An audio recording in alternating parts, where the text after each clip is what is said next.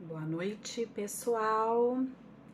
O Insta está informando os meus seguidores.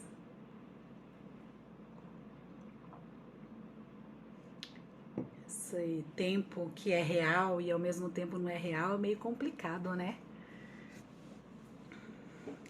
Tudo bem por aí? Com o pessoal que talvez já esteja entrando, mas o tempo da informatização não é tão real assim quanto parece. Tem uma diferençazinha aí de alguns segundos.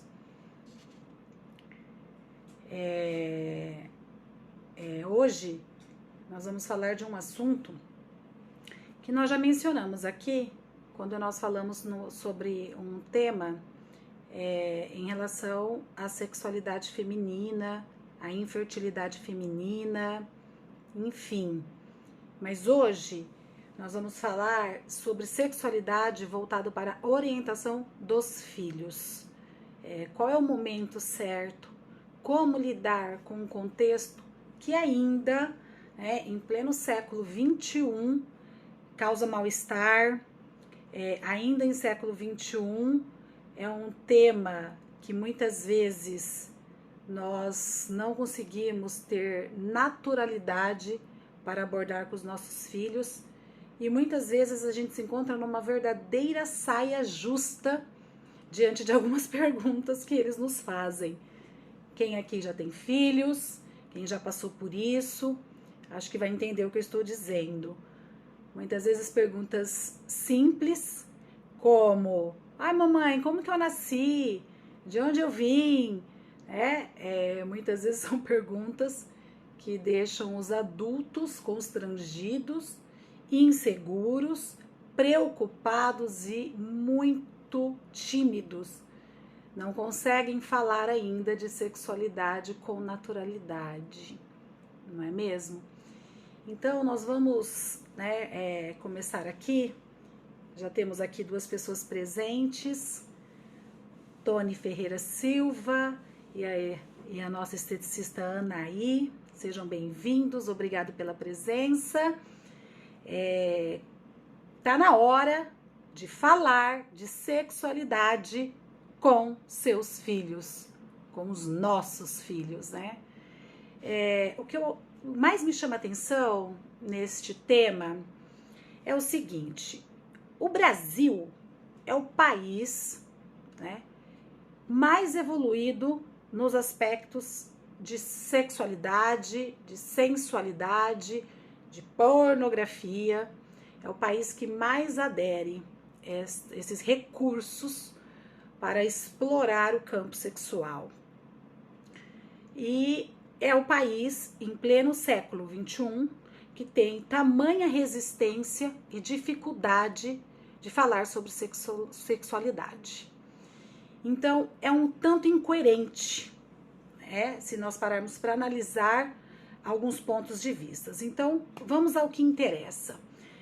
Quem puder aí, aviãozinho, encaminha para o máximo de pessoas possíveis. Conto com a colaboração de vocês, o máximo de like para ver se a gente atinge o máximo de pessoas possíveis nessa live de hoje, considerando todo o cenário em que a gente está envolvido, considerando todos os noticiários que a gente tem acompanhado, porque a gente já sabe da realidade de quantas pessoas e crianças são vítimas de violência.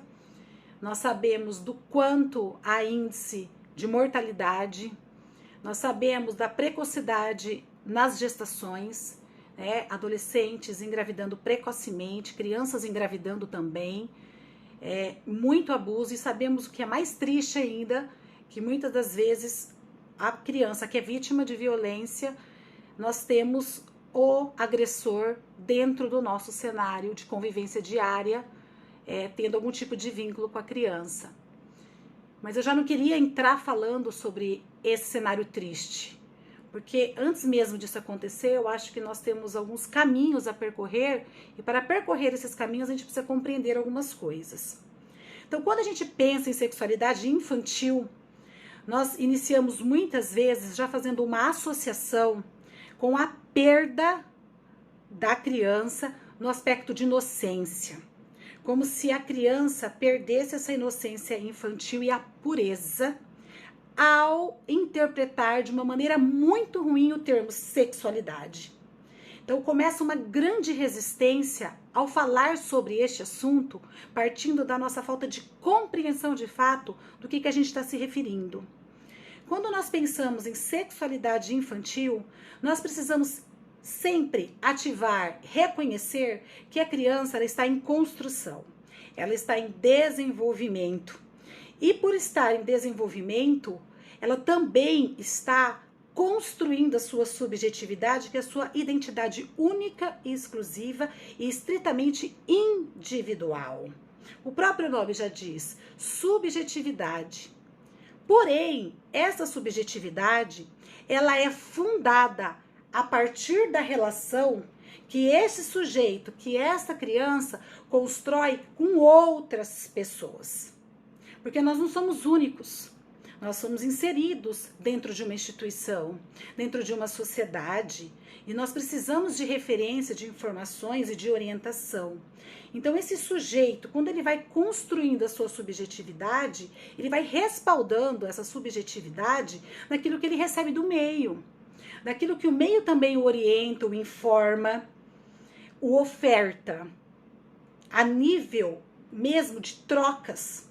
Então, quando a gente pensa nessa sexualidade humana e a sexualidade infantil, a gente já faz a gente já traz como sinônimo sexualidade com sexo. E não é isso.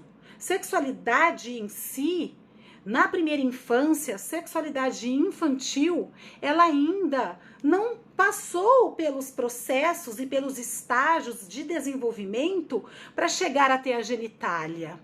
Então, nós não estamos falando exatamente de um ato sexual. Por isso, talvez, que nós percebemos que muitas pessoas, ainda em pleno século XXI, acreditam que nós estamos falando do que foi trazido no fim do século XIX, início do século XX. Porque quando veio esse boom sobre a sexualidade, reconhecendo os prazeres através dos encontros genitais, quando chega no último estágio do desenvolvimento, que é lá para a fase da adolescência, se a gente considerasse um desenvolvimento normal e saudável, não necessariamente respaldado, né, atrelado com a reprodução humana. Então já teve esse boom, as pessoas já se assustaram, isso já passou, gente. A gente já está no século XXI, em que a gente precisa começar a falar de sexualidade atrelada às nossas condições de vida, atrelada os nossos desejos, as nossas necessidades, as questões afetivas que estão inseridas dentro deste contexto. Então, nós não podemos nunca nos esquecer que também as crianças são dotadas de afeto. Elas também têm desejos e conflitos. Ela também tem necessidades e vontades. A criança, dentro do seu primeiro estágio do desenvolvimento humano, bastante primário, arcaico, né? Que é dentro da constituição psíquica, de características de sujeito, de características de identidade, de características de eu, estão automaticamente, né, unida, em parceria, de mãos dadas com o seu contexto corporal. Se nós pararmos para analisar, quando nós falamos dos contextos de cognição, quando nós falamos da formação de pensamento, quando é que a criança começa a ter os seus primeiros pensamentos? Antigamente, acreditava-se e achava-se que a criança ela só iniciava um processo de pensamento posteriormente à sua condição de fala. E já foi comprovado por Piaget, veio Vygotsky depois, que reafirmou tudo isso, que a fala, que o pensamento ele antecede a fala. Então a criança, ela manifesta muitos dos seus desejos, da sua busca de autonomia, da sua busca de independência, a partir do momento que ela controla todos os aspectos de movimento, todos os aspectos sensoriais dessa criança que começam a ser construídos. Então, se nós pararmos para analisar, a criança ainda não tem condições de nomear, de classificar. Então, se a gente pegar a primeira infância, como que uma criança, um bebê, ele vai falar que ele quer esse copo de água? Ele ainda não consegue classificar que isso aqui é um copo. Ele ainda não conseguiu elaborar que esse líquido é água. Ele vai construir isso a partir das suas experiências, a partir dos seus contatos com o mundo, a partir das relações objetais. Então, o que é uma relação objetal? Que ela vai se iniciando e vai se construindo através dos desejos, através das trocas, né? Através desta referência que um outro nos traz.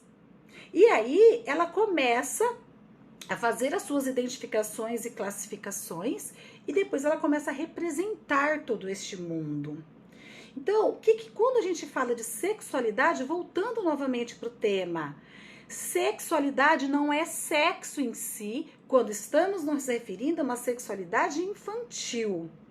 Nós estamos nos referindo à sexualidade infantil enquanto um desejo, enquanto vínculos afetivos que são manifestados e são construídos desde o nosso primeiro dia de vida.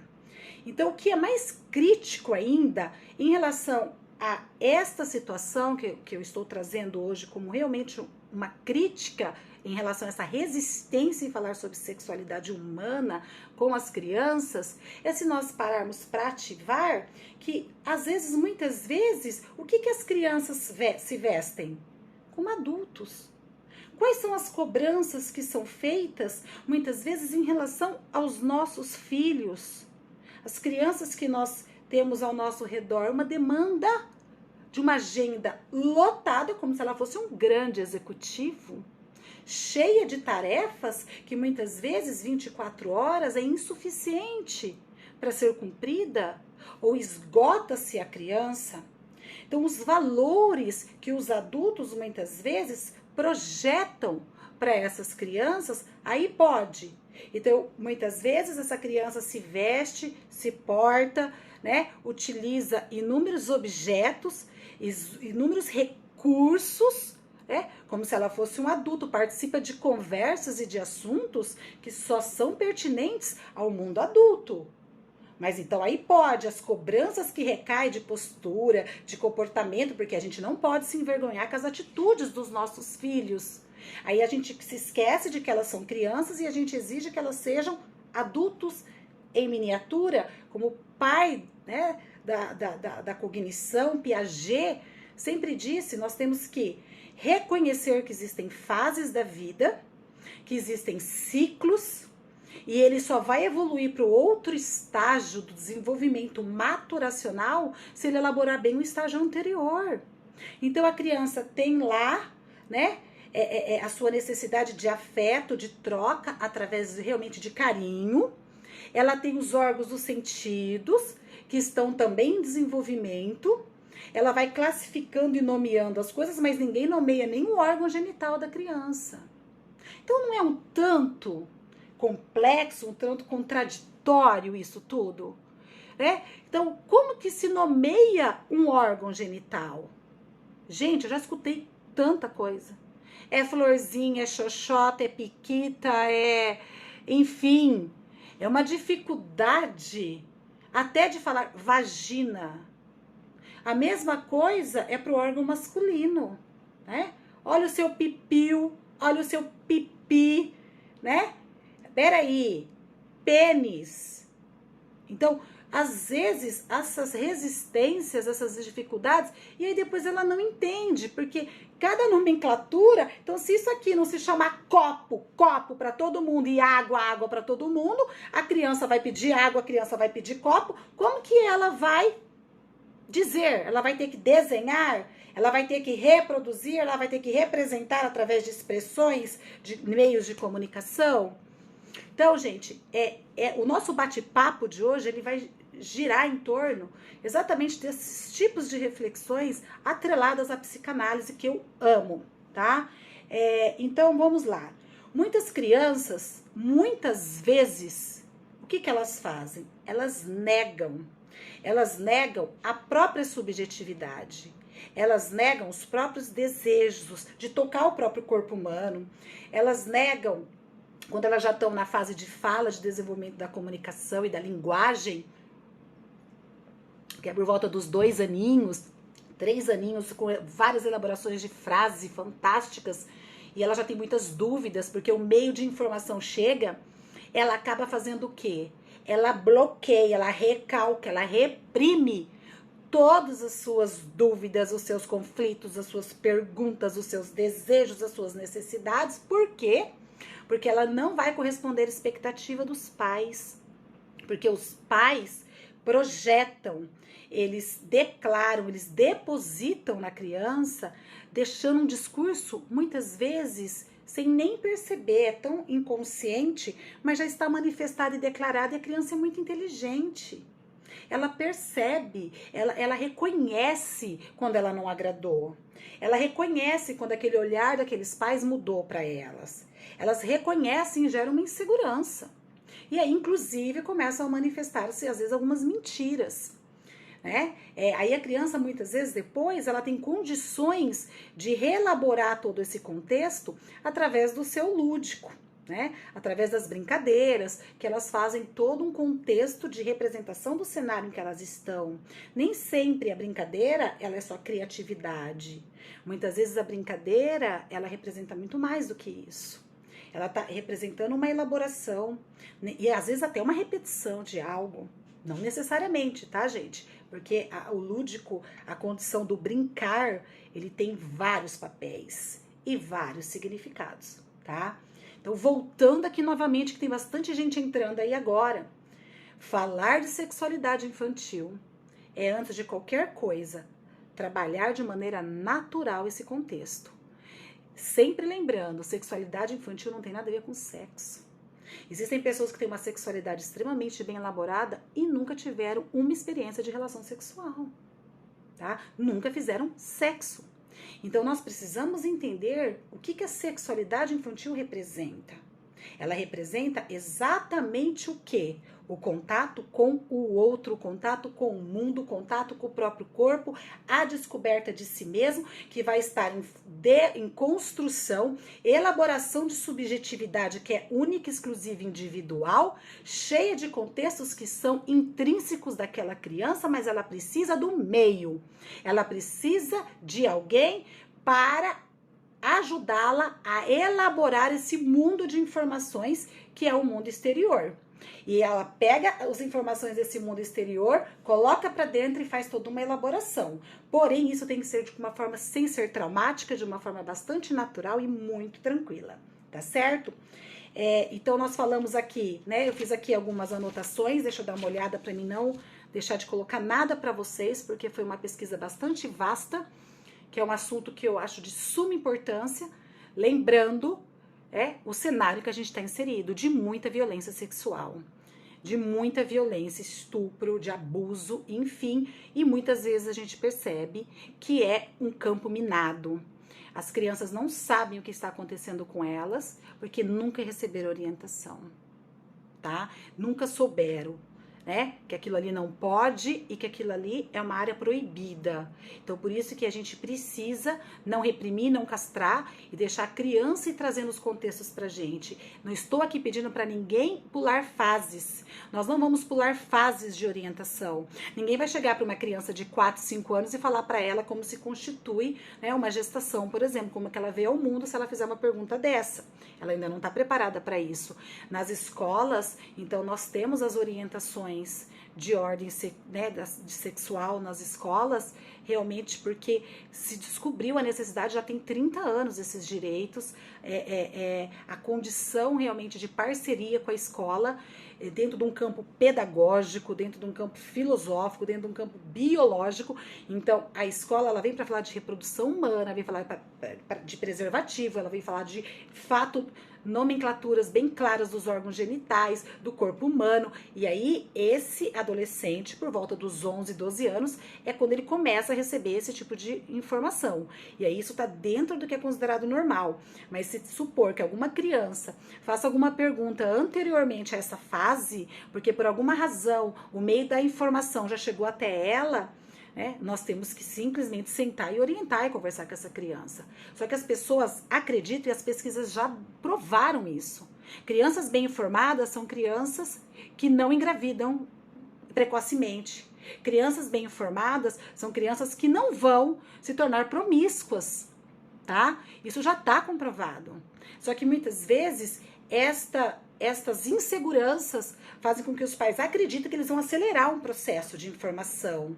E eles não vão acelerar nenhum tipo de ação. Porque quando compreendida, quando elaborada, é cada um dentro dos seus desejos e das suas necessidades. Sabemos que existem sim adolescentes e crianças precoces. Sabemos disso também, tá? Mas isso não se justifica porque ele recebeu uma informação, tá ok? Então, é fundamental a gente investir nos nossos filhos, tá? É fundamental que eles se constituam de maneira bem resolvida e saudável.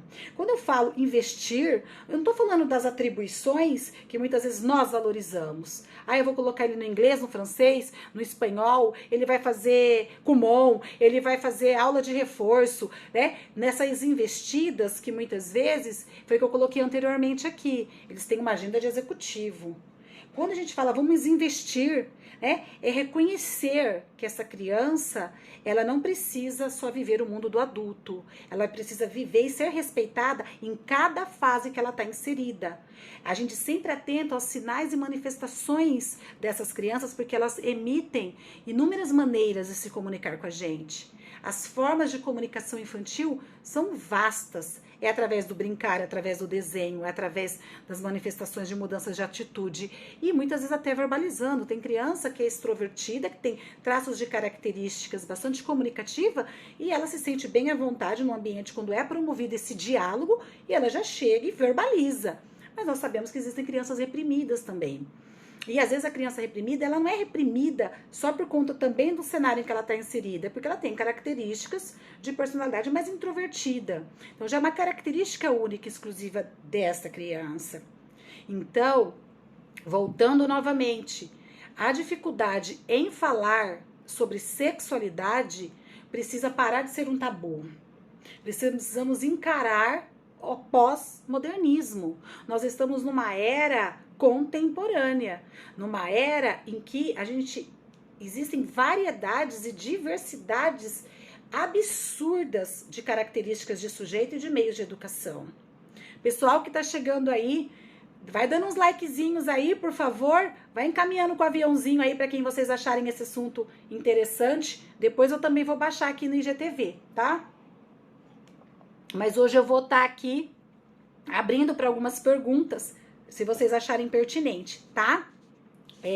O que Freud, né, fala sobre este contexto da sexualidade infantil? Freud, ele já desassocia, ele já deixa claro que a sexualidade infantil, ela não é um instinto.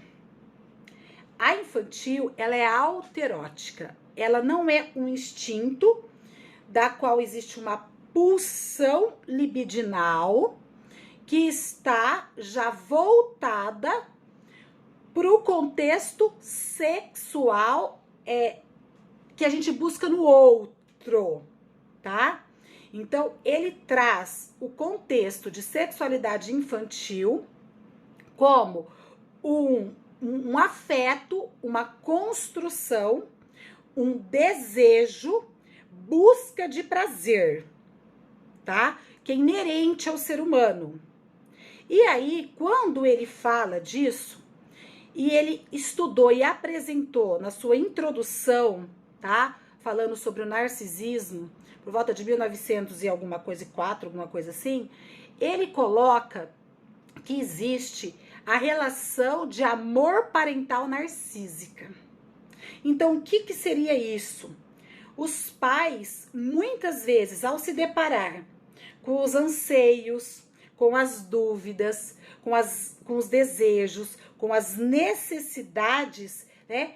Eles procuram muitas vezes se resgatar através dos filhos uma infância perdida. E aí começam os grandes problemas. Porque os pais projetam, querem que os filhos realizem os seus desejos frustrados, né? Os pais não aceitam as características de individualidade e subjetividade desses filhos, se tornando-se pais repressores, pais inseguros, pais que não estão falando dos filhos, estão falando deles próprios. E com isso, as crianças acabam não elaborando as suas fases como deveriam ser elaboradas, e situações que não são elaboradas, principalmente do passado, elas tendem a ser conflituosas e repetidas. Então, hoje, falar de sexualidade é de suma importância. É mais do que necessário. Nós precisamos fazer com que a criança entenda que quando ela mama, né? Então vamos lá falar, né, da ideia instintiva de buscar prazer. Então, a psicanálise diz que a forma como muitas vezes a gente busca se realizar está depositada em inúmeros recursos. Então, nem sempre ela só está depositada no corpo. Quem diria na genitália? Então, a forma como o ser humano, esta pulsão de vida, esta busca de prazer, que essa condição nossa intelectual, de raciocínio, de percepção e de resolução de problemas que o ser humano tem, o que nós fazemos? A gente busca recursos. Recursos, que vai fazendo com que a gente vá se realizando de inúmeras maneiras. Então é isso que é sexualidade. É isso que é compreender cada fase em que a criança está inserida. Então, vamos voltar para a fase oral, a amamentação. Se as relações são construídas através da relação com o outro, e este outro, eu busco nele enquanto um objeto de satisfação algo, porque eu preciso trazer o que é do outro para mim. Eu preciso pegar o que é do outro e realizar e buscar realização em mim. Então, o ato de amamentar. Então, vamos pensar neste contexto extremamente primitivo. A criança vem e ela vem mamar. Qual é, na verdade, o instinto ali? Então, nós temos a libido, que é o seio. Então, nós já descobrimos, nós sabemos dessa informação. Ela não só mama, já foi comprovado isso, com Melanie Klein, com Winnicott, com Spitz, com Freud. Ela não só mama, porque ela busca, este leite enquanto uma necessidade orgânica. Então, nós temos aqui, nesse início do desenvolvimento, para buscar essa satisfação, o objeto aqui de instinto é o alimento, é o leite. Mas o objeto libidinal, que sacia e gera prazer, é o quê? O seio. Tanto é que a criança, depois que ela mama, depois que ela mama, pode ver, o bebê fica entregue. Ele fica até com um sorrisinho no cantinho da boca e dorme profundamente. Por quê? Porque ele não só matou a fome, a Manu colocou aí fome. Não, a fome é o instinto. Então, ela tem fome e o instinto dela é sobreviver. Ela vai lá e mama e engole aquele alimento, o leite, tá? Mas é prazeroso. E o objeto dela, tá? De prazer libidinal é o seio. Só que o seio não tá nela. Onde é que tá o seio? O seio tá na mamãe. Então, o que acontece com esse bebê? Por que ele pega o dedo e suga? Por que ele pega qualquer objeto nos seus 2 primeiros anos de vida, que é a fase oral, e leva tudo pra boca? Por quê? Porque aí a zona erógena corporal alterótica dessa criança é a boca, tá? E nós sabemos também que durante essa fase, durante esse gesto, durante o ato de amamentar-se, de saciar-se, nós sabemos que ali ela sente o contato de pele, ela reconhece a voz tá? Da mamãe. Ela sente o cheiro da mamãe. Então, olha os contextos, tá? Sensitivos que estão sendo desenvolvidos durante esse ato. Então, como nós podemos dizer, tá? Que um bebê, que uma criança não tem sexualidade, tá? E ele vai querer respostas. E vai ter a fase dos 3 aninhos. Então, vamos ser agora um pouco mais práticas e objetivas, né? Está na hora de falar de sexualidade. Então, aqui, né, a minha introdução de tudo isso, e fazendo um gancho, é para que eu acho que o adulto, no primeiro momento, ele precisa compreender. Ele precisa saber o que é sexualidade. Por que a sexualidade faz parte da vida humana? Porque nós somos movidos por afetos. Porque nós buscamos realizações, nós buscamos prazeres. Só que esse prazer nem sempre precisa só estar direcionado para o corpo. Esse prazer está direcionado para o corpo do infrator, do estuprador. Aí sim, do sujeito que tem transtorno sexual. Aí nós podemos dizer que é altíssimo o índice, tá? De manifestação libidinal nesse sujeito, voltada, né, para um erotismo muito grande em relação ao outro e de uma maneira perversa. Porque quando Freud trouxe o contexto de perverso, né, ele tinha trazido ao declarar que muitas vezes ter prazer sexual sem reprodução humana já foi um termo classificado como perversão para muitos. Então nós sabemos que não é mais assim também, né? As coisas mudaram, o mundo mudou, nós estamos na era da informação, as coisas estão acontecendo numa velocidade muito grande, porém, nós precisamos entender que o que acontece com esses infratores, tá? Não tem nada a ver com o que é natural, não tem nada a ver com o que é saudável. Falar de sexualidade é falar de vida. Falar de sexualidade é falar de realizações. Mas não necessariamente essas realizações precisam acontecer, né, causando sofrimento, mal-estar e destruição no próximo. Então, está na hora da gente começar a compreender isso. Está na hora da gente voltar lá atrás e fazer um resgate do que foi a nossa infância, do que ela representou pra gente, né? O que foi de tão reprimido que hoje a dificuldade dentro dos lares, dentro de uma educação sexual, né, tem gerado tamanha dificuldade nos orientadores, nos pais, tá? Porque vocês podem não acreditar, mas os pais, tem pais que odeiam as orientações sexuais que são recebidas, os filhos recebem na escola. Eles acham que não deveria de jeito nenhum fazer parte, tá, do sistema curricular escolar. Para vocês terem uma ideia. Enquanto que sempre o objetivo, tá, de introduzir foi por causa das DST, foi por causa de índice de mortalidade, gravidez precoce, foi por causa de inúmeros contextos. E agora vocês podem ter certeza que vai começar, inclusive, a acelerar ainda mais esse nível de informação voltado para este corpo, voltado para a classificação, para a nomeação, para uma organização corporal, né? Onde é apresentado para a criança as partes do corpo e as partes proibidas e as partes que só pertencem a ela e a mais ninguém.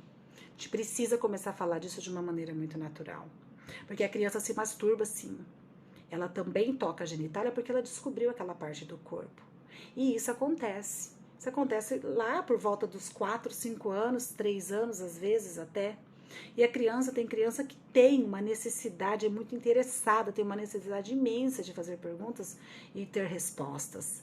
E quando isso começa a acontecer, de fazer perguntas, ela precisa ter respostas. Então, se os pais que estão aqui assistindo essa live, eles não sabem o que responder, vamos buscar uma orientação. Vamos buscar uma orientação sexual, porque a criança, ela precisa falar desse corpo. Nós não temos que calar a criança, reprimir a criança, né? Aqui foi feita uma pergunta: orientação sexual quanto ao funcionamento do corpo e suas consequências diferentes de ideologias. Exatamente.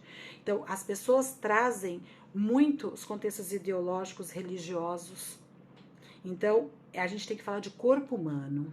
A gente tem que falar de ser humano, a gente tem que falar de psiquismo, a gente tem realmente que falar de anatomia, de biologia, de sociologia também, porque não dá para dizer que não faz parte, né? A gente também está inserido numa estrutura social, mas essa estrutura, ela tem muitas vezes imposto muito mais, negado muito mais e prevalecido muito mais. Olha as consequências que nós estamos tendo aí, é muito triste, né?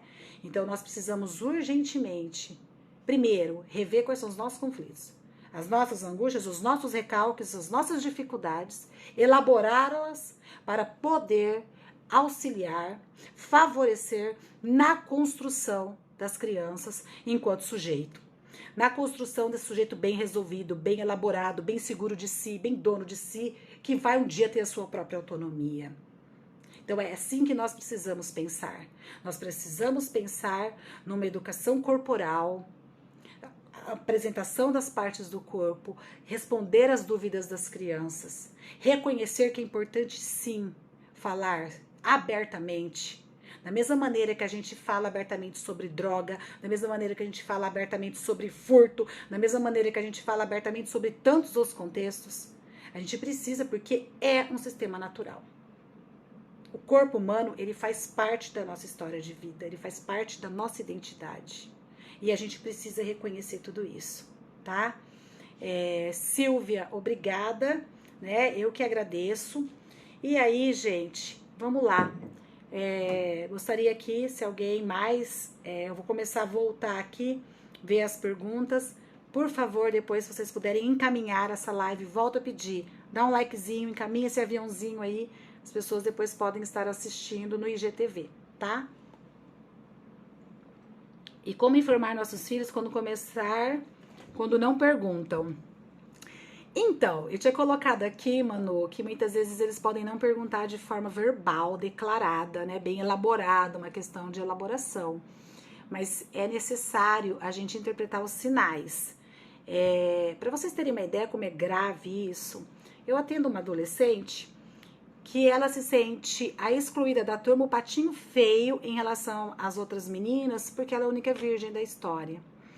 Então, assim, há uma inversão tão grande de valores e de papéis que eu tenho recebido muitas queixas assim no consultório, em que ela acha que ela não sabe falar do assunto, porque ela não tem experiência própria, a não ser o que ela já escutou de discurso dos filhos, das amigas, e automaticamente ela tem vergonha de dizer. Então, assim, e se ela não elaborar bem esse contexto, né, e ela não pergunta pra mãe, ela nunca perguntou nada, só que ela já tá em conflito absurdo, ela já tem inúmeras dúvidas, e é denunciada através da mudança de comportamento. Essa adolescente veio pra mim com automutilações, e uma não aceitação corporal, então ela não aceita o próprio corpo, ela não aceita a posição em que ela está no momento, e eu tive que ser, inclusive, assim, dar uma devolutiva para ela sobre, mas o que você se sente mal, que você acha que você não corresponde às amigas e que você é a única fora do contexto, né, excluída, porque me parece que quem anda, né, sendo numa posição de derrota e de quem só tá se ferrando, né, ainda usei esse termo bem adolescente mesmo, não é bem você. Então, assim, as crianças... Então, vamos pensar assim, na primeira infância, 3 aninhos. O que acontece com 3 anos? A gente já tem que começar a falar das diferenças, né, de gênero para essas crianças, sobre os órgãos, né, que definem masculino e feminino. Então, quando a gente já começar a falar sobre isso, a gente já tem que classificar e nomear realmente como o termo em si, como eu coloquei, é universal. Então, nós vamos falar, né, vagina, nós vamos falar pênis. Aí, se a gente percebe algumas manifestações, porque a criança, ela fala com o corpo. Então, muitas vezes, ela pode estar se tocando, e tem crianças que realmente não se tocam. Ela não canaliza a energia libidinal para a genitália. Então, existem crianças que realmente nunca se masturbaram. Existem crianças que sentem uma necessidade para isso. E muitas vezes, elas são reprimidas, ou elas até apanham. Então, é necessário que explique para elas. Olha, é gostoso mexer aí? Você gosta de tocar aí? Nós vamos conversar sobre isso. Você tem que fazer isso no momento do banho, você tem que fazer isso de uma maneira que você não se machuque, porque vocês podem não acreditar, mas eu já recebi no consultório crianças que se machucaram de tanto esfregar o órgão genital mesmo, ou de tentar introduzir algo no órgão genital. E aí as pessoas já levantam os cabelos e falam, essa criança está sendo abusada, porque isso não é normal. E a gente vai ver em que fase que ela encontra-se. Então nós temos as fases que a gente pode considerar que são fases que são realmente voltadas para esse contexto da sexualidade, que é a fase oral, a fase anal e a fase fálica.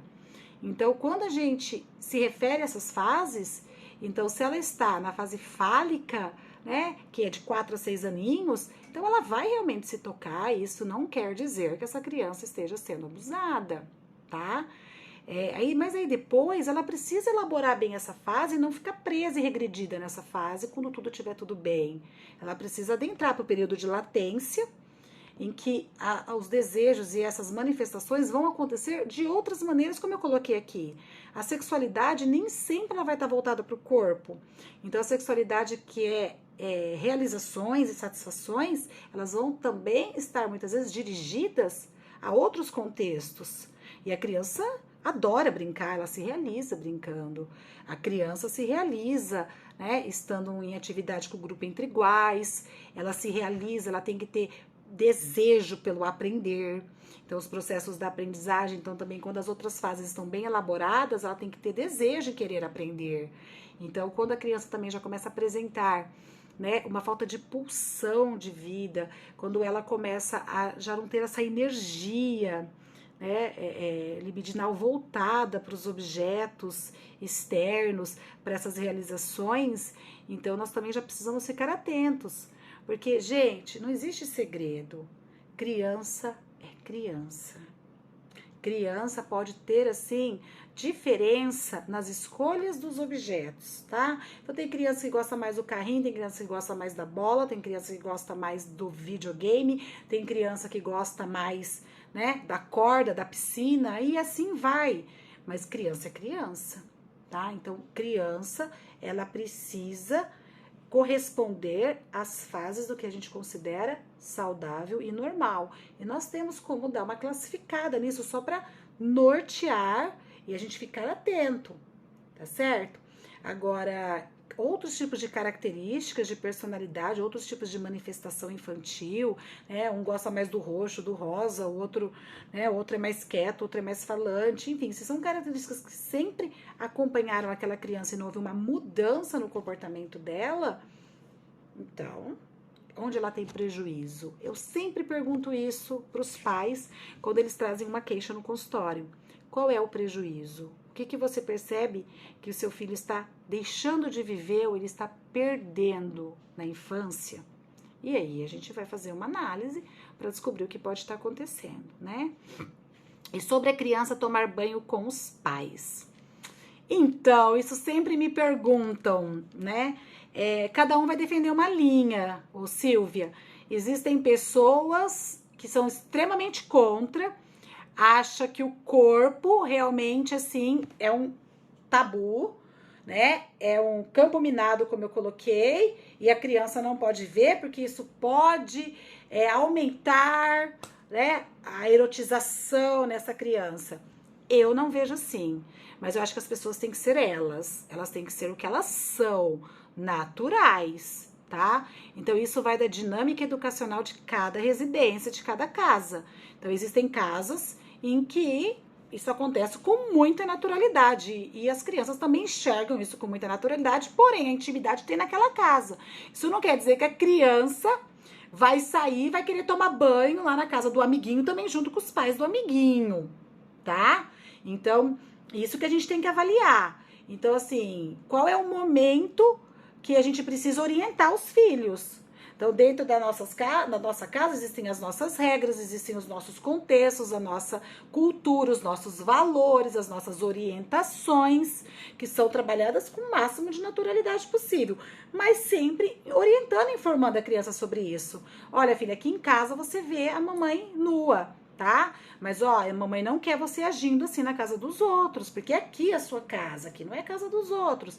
Então, tudo vai dos sinais. Agora, se a criança já está entrando na adolescência, a gente já percebe que a criança tem automaticamente, inconscientemente, uma excitação, já através do órgão, né, visual. E aí é a hora de começar realmente a mostrar assim, a individualidade, né, intimidade. Então, né, é o momento que cada um vai perceber o que acontece dentro da sua casa, tá?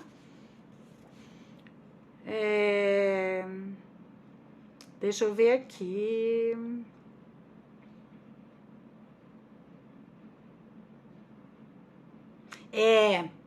Tem, Mariana. Tem muita gente que vê a criança como perversa. Tem muita gente que acha que a criança vai ter uma tendência aí, né, bastante erótica e vai se desviar no caminho aí da promiscuidade. Tem mesmo, mas isso aí é uma ignorância por parte de uma má informação, né, por parte desse adulto. 13 anos e ainda não pergunta. Outro dia falei porque acompanhei as aulas de ciência que falava sobre anatomia, órgãos reprodutores. Aí eu falei um pouco. Então, existem crianças que ainda não buscaram no corpo e nem buscaram no outro essa satisfação. Buscam através de outros recursos, como eu coloquei, se realizam com jogos recreativos, se realizam com esporte, se realizam se sobressaindo na escola, tirando uma boa nota. Então, se não é o momento ainda, a criança ainda não perguntou, vai ter um momento, mas também vale a gente ressaltar, mas ela não pergunta também por quê. Às vezes não pergunta pra gente, mas pergunta pros outros. Então, a gente também precisa analisar como que a gente tem construído este vínculo e esta liberdade dentro das nossas casas, né, através dos nossos recursos comunicativos, tá ok? Bom, pessoal, é isso. Muito obrigada. Uma boa noite para vocês. Deixa eu divulgar aqui. Nós vamos ter outra live na sexta-feira, meio-dia, tá? A live de sexta-feira, meio-dia, nós vamos estar falando sobre... E agora, hein? Não lembro qual que era o meu tema. Já tá definido. Ai, gente, eu não lembro. Mas sexta-feira tem uma live super interessante. Vão acompanhando aqui, né, o meu feed, que vai estar sendo divulgado já amanhã os próximos temas, tá ok? Fiquem com Deus, uma boa noite a todos.